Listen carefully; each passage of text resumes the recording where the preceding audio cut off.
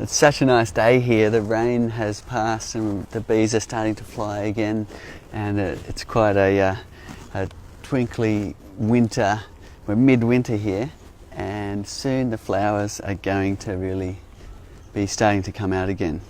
We've got Ryan Tiemann here today with us, who's a beekeeper from Michigan. He's going to talk a little bit about keeping bees in those colder climates and what he's done to get his hives through the winter. So if you've got questions, put them in the comments below. If you've got questions about overwintering, keeping bees in cold climates, put them in the comments below and we'll get to answering them as we go. We'll also be harvesting a little bit of honey and having a look in the windows of this hive. So Ryan, if you could tell us a little bit about how you started beekeeping, or what your history is with beekeeping. Sure, absolutely. So my grandparents were beekeepers all growing up. They raised 5 kids beekeeping. So that's always sparked my interest with the bees. I've known them, been around them since I was just a little boy. It wasn't until a few years ago when the flow came out that I was able to, felt comfortable enough to be able to get into the business or get into the hobby. It's been just so exciting to be able to share this with my kids and everybody. But the ease of it was what I needed. You know, I'm a audio video contractor, so technology is my thing, but being able to get in with the bees was so nice, to be able to get away from that and be able to just enjoy the peace of it. Right, so you could have started beekeeping anytime. Sure. Well, and somehow the our invention was the tipping point for you to get back into beekeeping. And what was it about that? What's the big difference you see?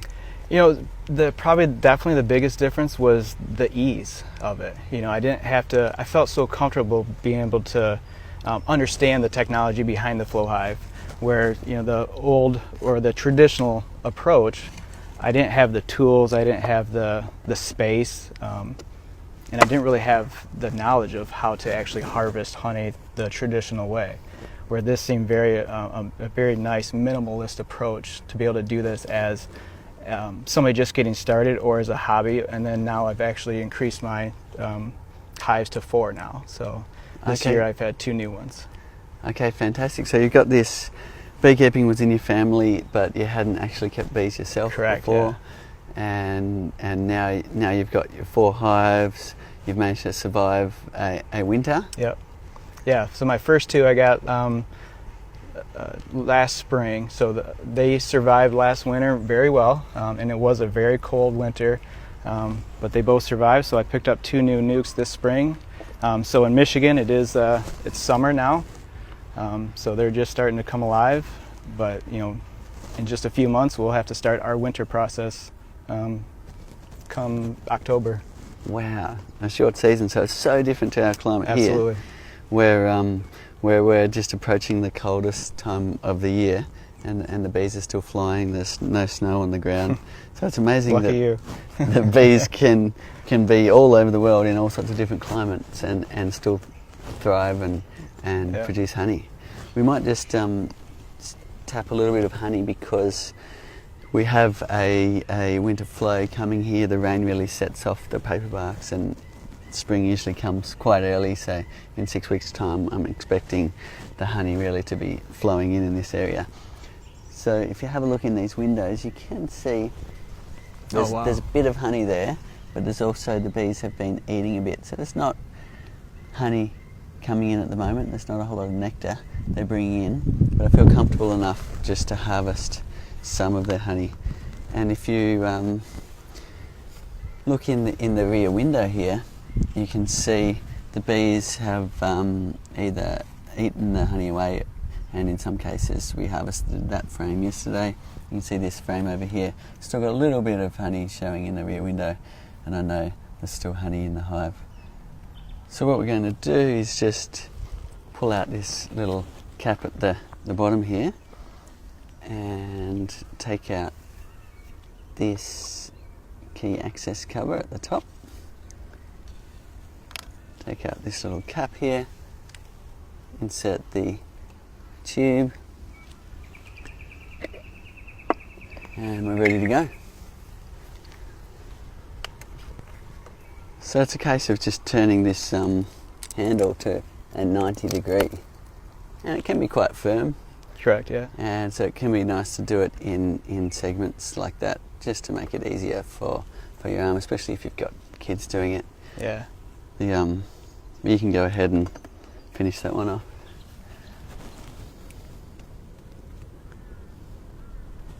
That's it. And it's useful to leave it in that 90 degree position, because what's happening inside is the wax and propolis is moving, and sometimes it just takes a little while for that all to happen. We've built kind of a spring-loaded system into the top here, so that the pressure just stays on until the parts lift to create those channels inside the comb.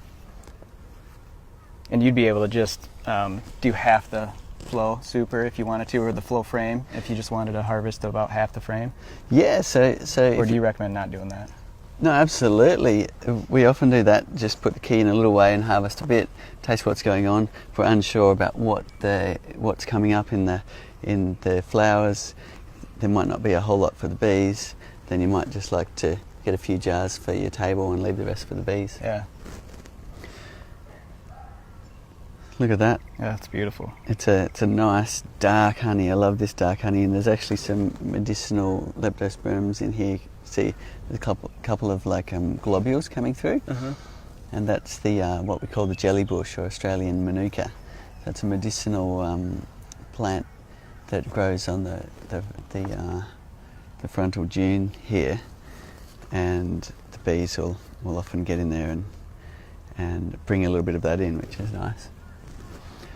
So tell us a little bit about the overwintering process, and if you've got questions, anybody, put it in the comments below.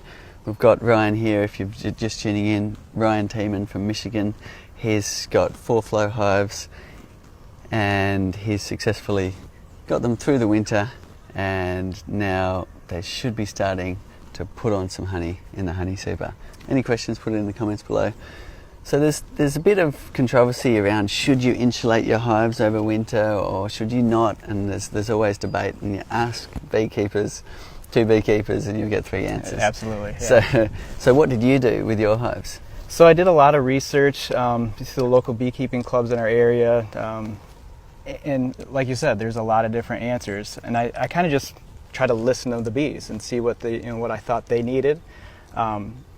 For a while, it was a cold winter, but it wasn't awful. So I let them be, and they looked very comfortable. Like I showed you the pictures of the thermal imaging, so I knew they were still strong and they were staying warm. That's being audio visual. You've got your thermal imaging camera. Yeah. You got out there. Can we put a link of that in the comments? It's quite interesting to see that thermal image. So I found that on the Facebook group site that somebody had one of those, so I picked one up, and it was amazing piece of technology to be able to know that the bees are still thriving in the middle of a 15 degree Fahrenheit winter. But we were going to have a really, really cold spell, below freezing or below 0.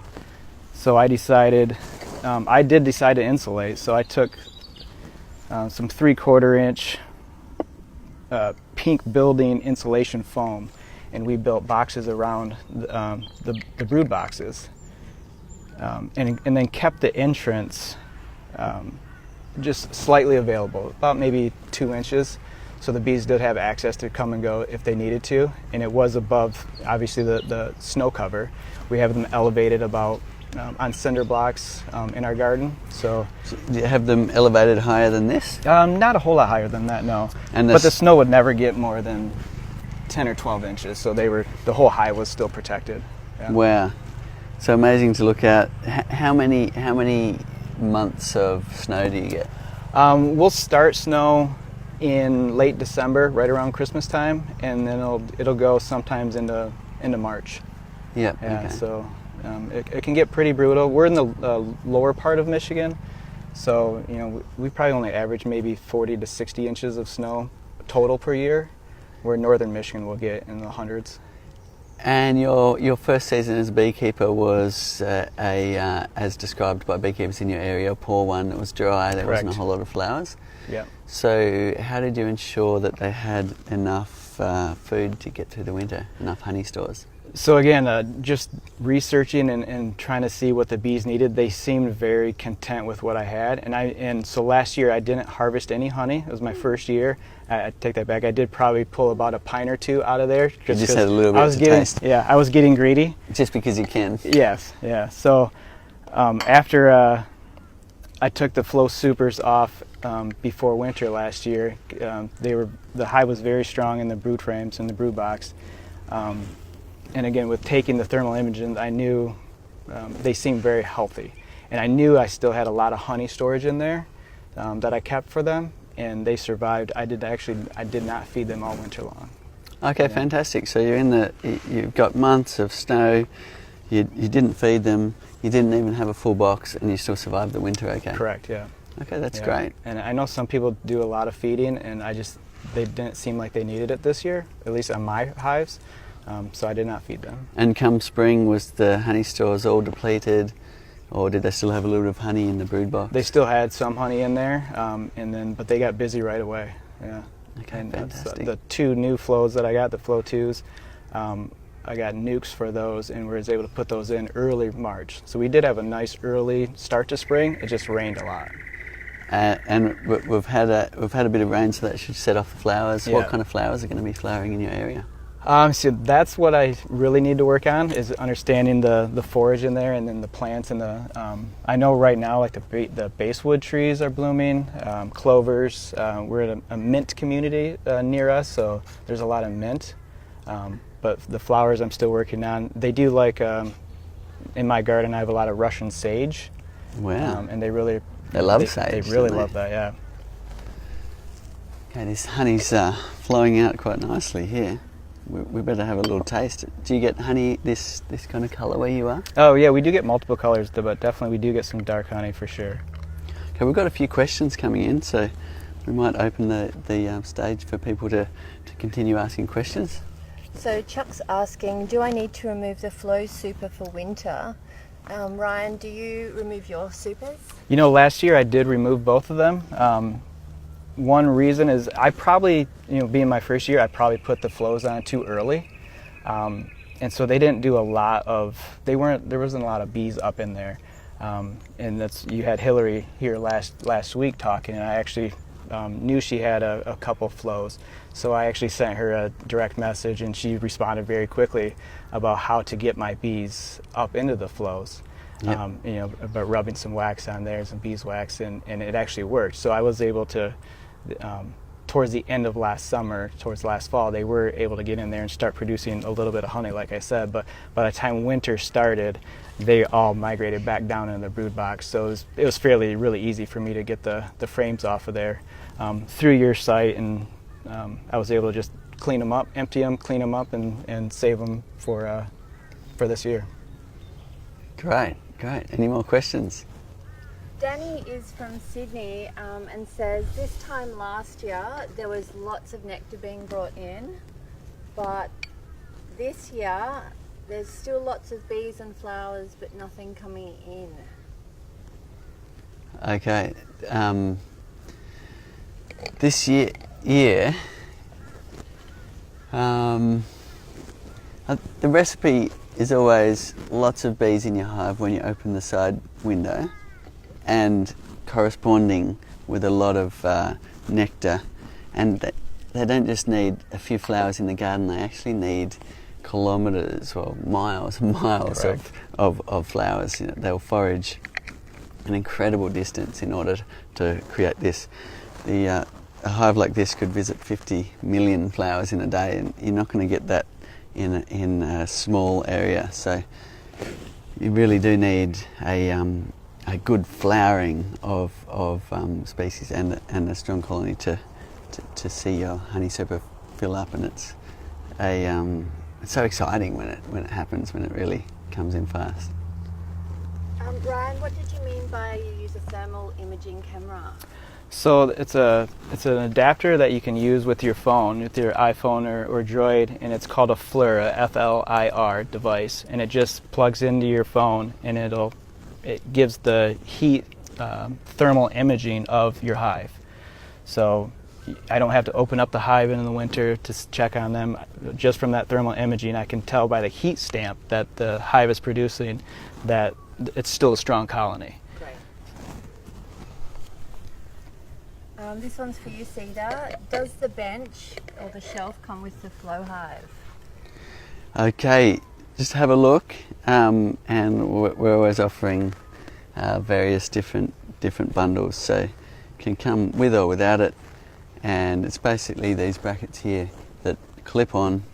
It can double as a frame rest, which is something we've just been doing recently, because you can clip these onto the edge of your hive, and when you're inspecting your brood frames, you can then put them across the shelf brackets, a bit like this shelf is. So they're a multi-purpose bracket. And also, if someone has a classic, they can purchase them.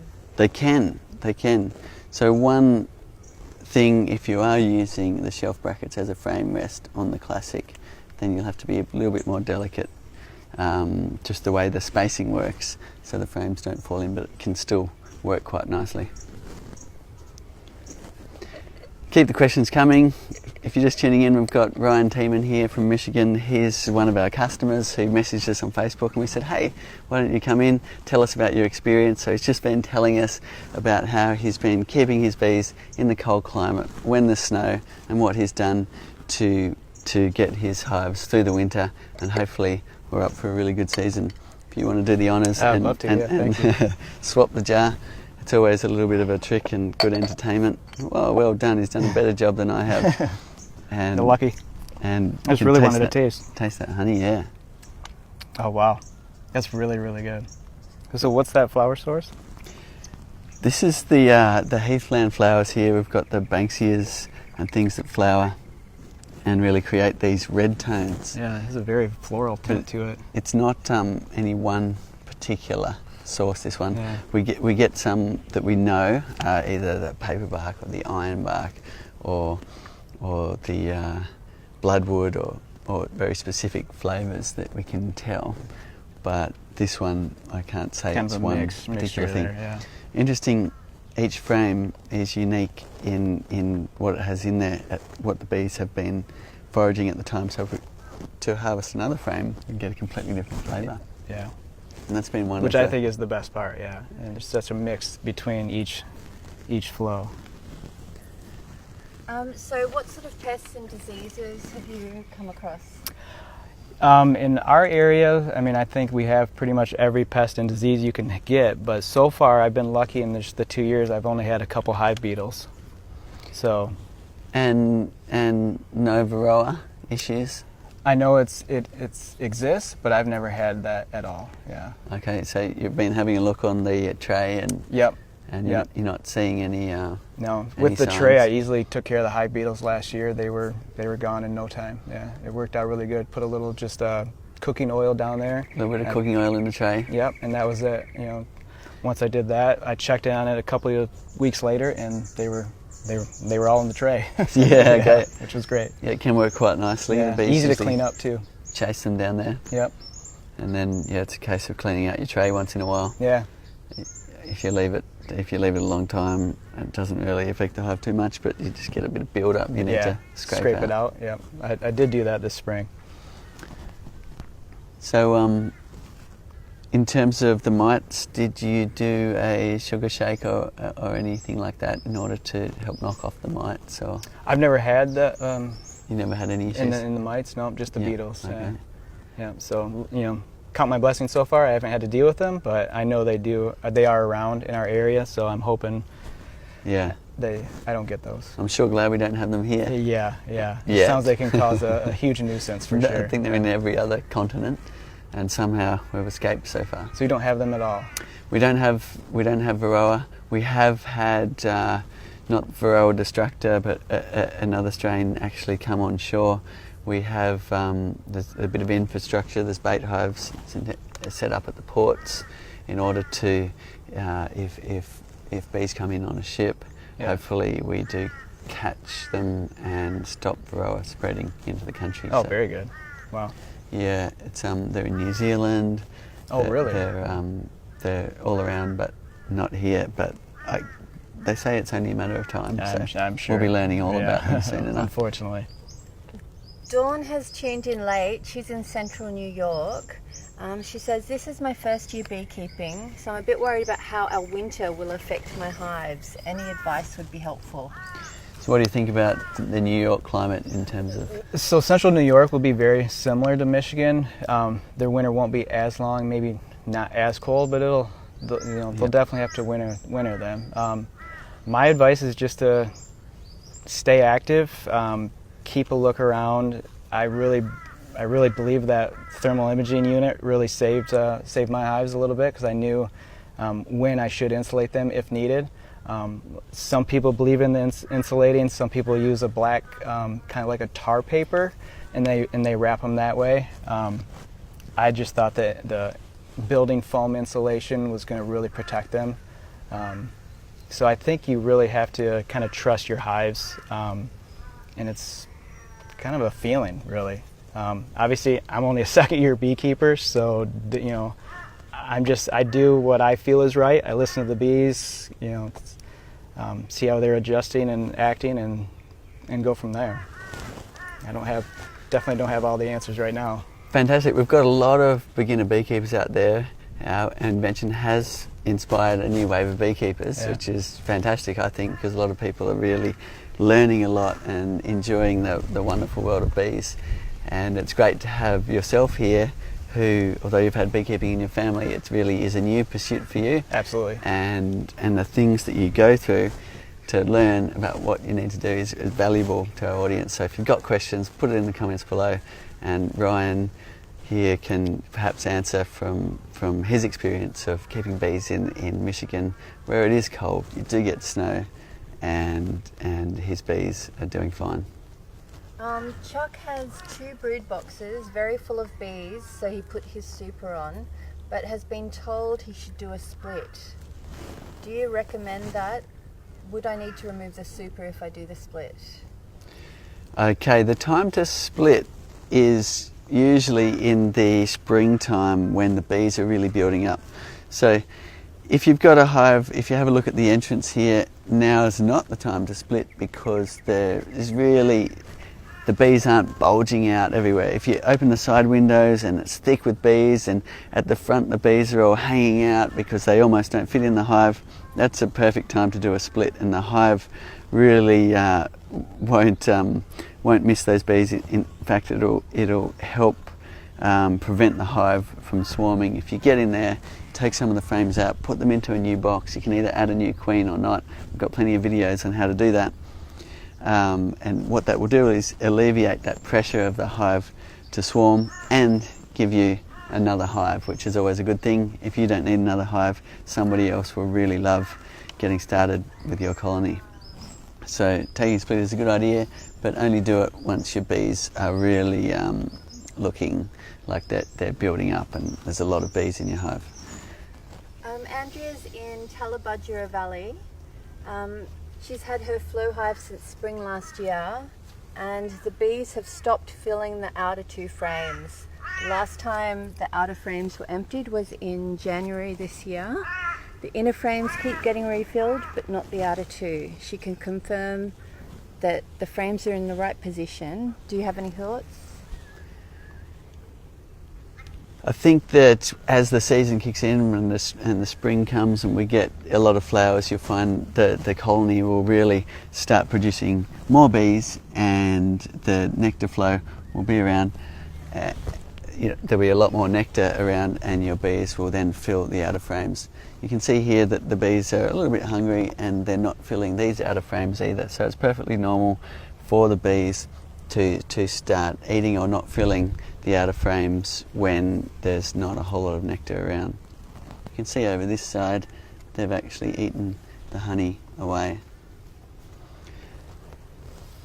John's asking, on days when it's above 90 and there's a lot of bearding at night, do you recommend removing the bottom tray to allow full ventilation?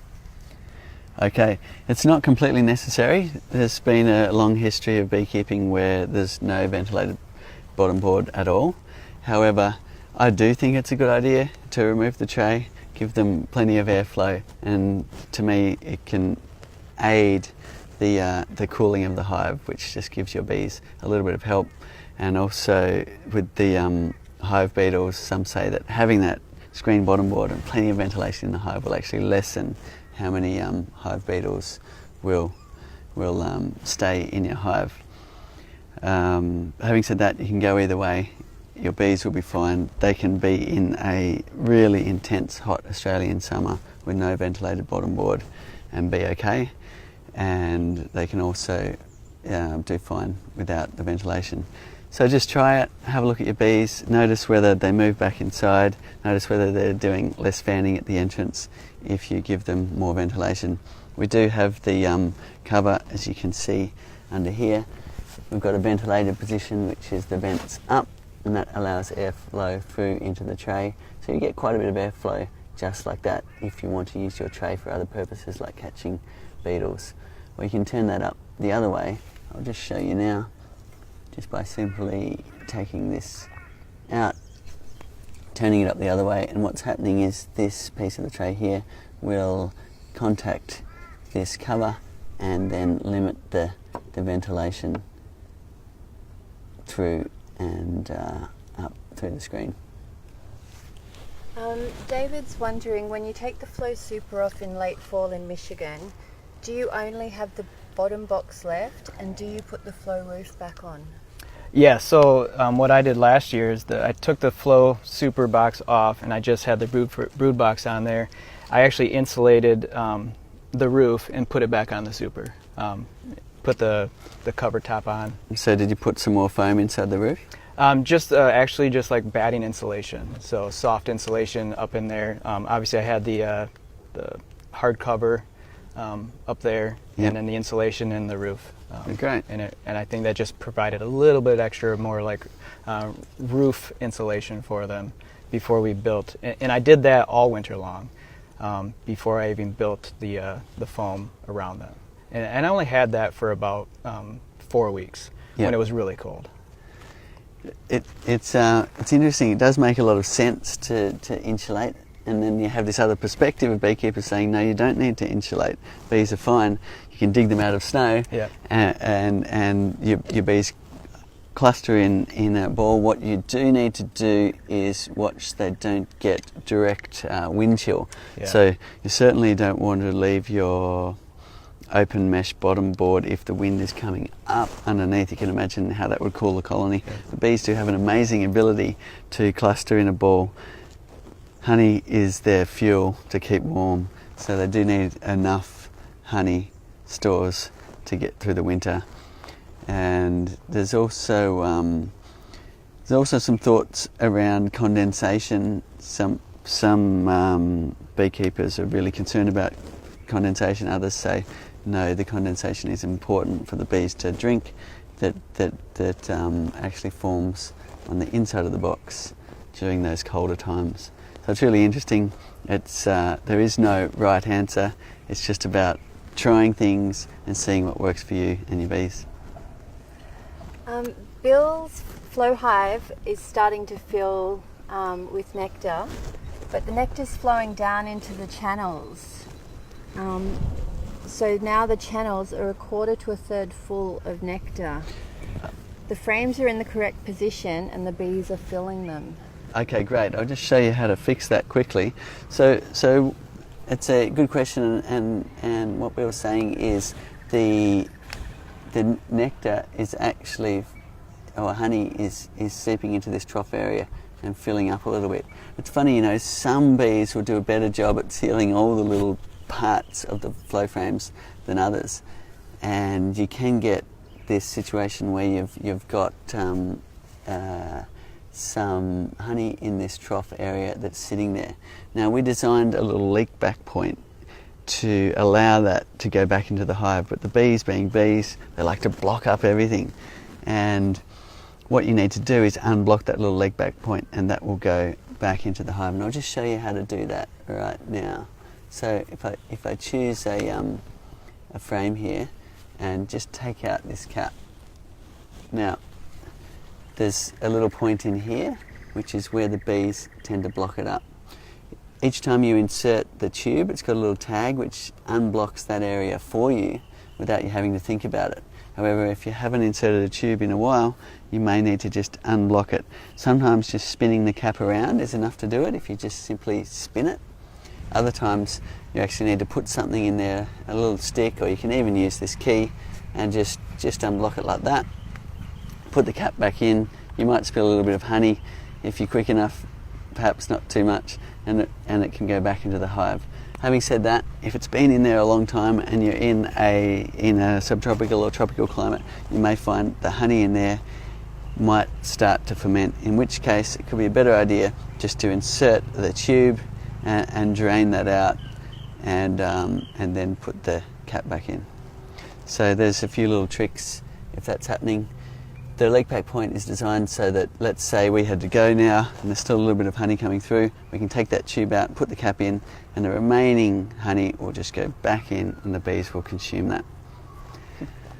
We've got time for a couple more questions. We've got Ryan here from Michigan who's been answering questions about overwintering. If you've got any more questions for Ryan, put them in the comments below. Dawn's saying, do you give them pollen patties or anything else over the winter? You know, so I was telling Cedar earlier, this year I did not have to feed them anything. I wasn't, besides their storage of honey. I made sure I did not pull any honey, just so they had that to feed on all winter long. I know through our area that a lot of people believe in pollen patties, sugar water. At least this last year, my first winter, I did not have to do that. So I was fortunate, I think. And their 2 strong colonies survived, and I think they did great. So it's fantastic, and thank you for coming here to share your stories with us. And we also have my father Stuart will be in the USA, travelling from west to east at the Apicultural Society meetings. So look out for him. If you want to see his schedule, you can see it on our Facebook page, and you can also tune in, and we'll be putting some stuff on our social about that as time goes on. So look out for my father Stuart in the States, and thank you so much. Absolutely, thanks for having me. It's a beautiful area. I'm really glad it worked out. Thank you, and best of luck this season. Let's hope you get some more flowers. I hope so too. and you get more honey than last season. Yeah, I think it'll be a good year.